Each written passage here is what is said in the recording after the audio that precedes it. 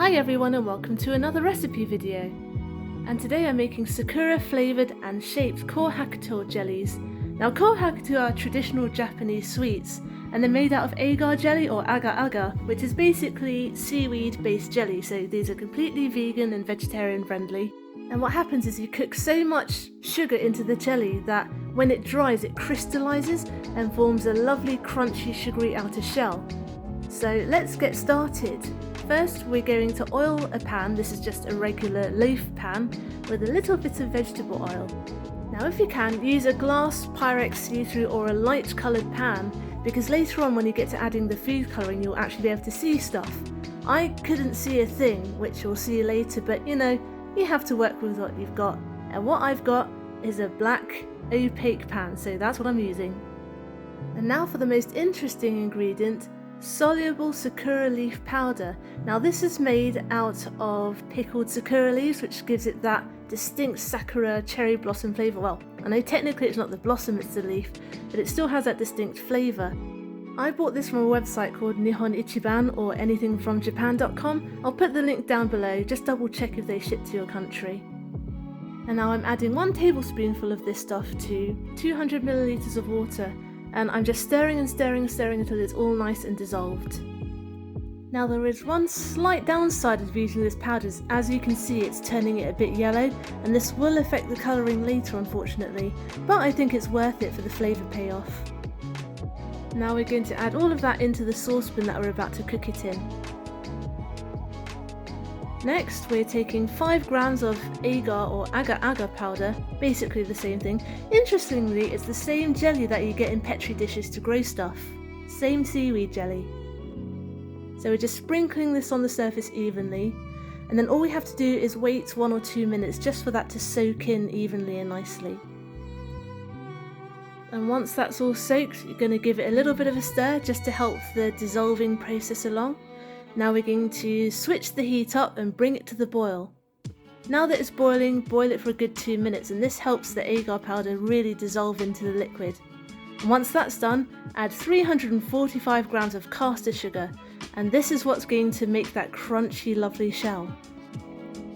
Now if you know a little bit of science, you know that it's much easier to dissolve stuff in hot liquid than it is in cold, and this is a lot of sugar for not so much liquid, so if this were cold you'd have a bit of a job on your hands, but because you're boiling the liquid, even more sugar can dissolve in it, and because it's so saturated, that's exactly why it crystallises so easily at room temperature later. So now that the sugar's in, we've boiled it for 3 minutes, and that really cooks the sugar and make sure that it's fully dissolved. And once that's done, take it off the heat and we're going to pour it into our oiled pan. And you'll be thankful you oiled it, because if you didn't you'd have a major job trying to prise the jelly out of the pan later. So just scraping all that in, and don't worry about the air bubbles on the surface, they go away by themselves later. And be careful not to touch the jelly. It's boiling sugar, it's going to both stick and burn to you, so don't touch it. Right, now we're adding a little bit of food colouring. As you can see, I can see squat. I can kind of see a little bit of pink going in there, but not much, so I'm kind of praying to the winds, adding a bit more in case it's not enough, and just continuing to stir. And I'm using a little toothpick to do it. Don't worry about being even, by the way, it's actually quite nice, a bit swirly. So I've actually put this away and put it in the fridge for an hour once it was cooled to room temperature, and now I am slowly and carefully cutting it out of the tin. I'm just loosening the sides, and once you do that you can prise it out a bit.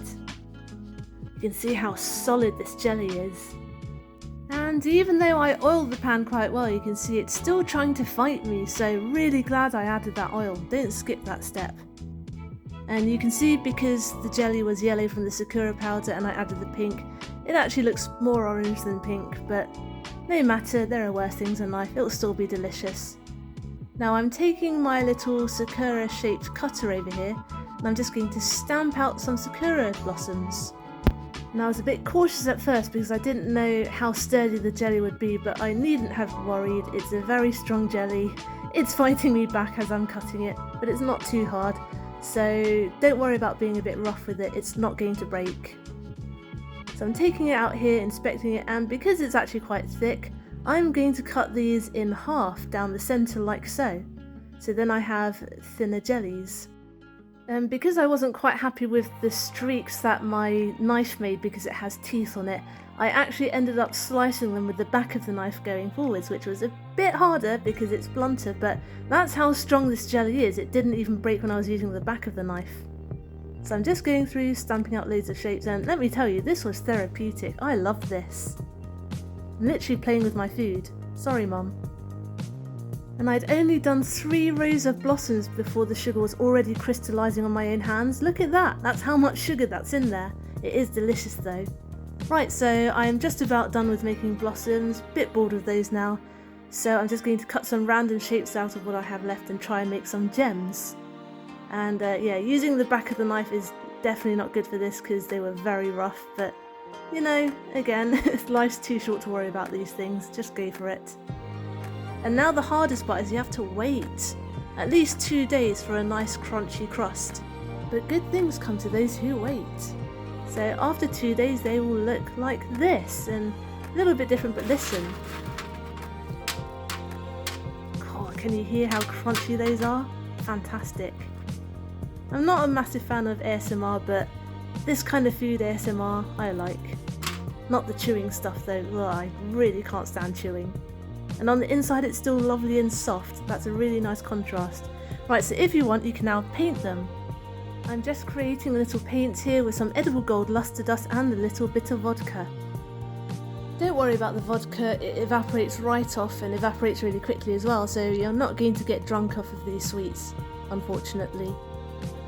And just a heads up, the finer the paintbrush you use the better.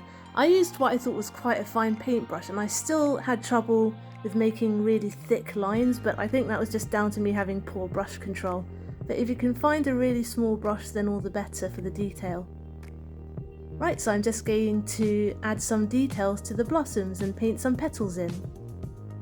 As you can see, I am trying to choose the flattest surface, because the smooth surface is obviously easiest to paint on.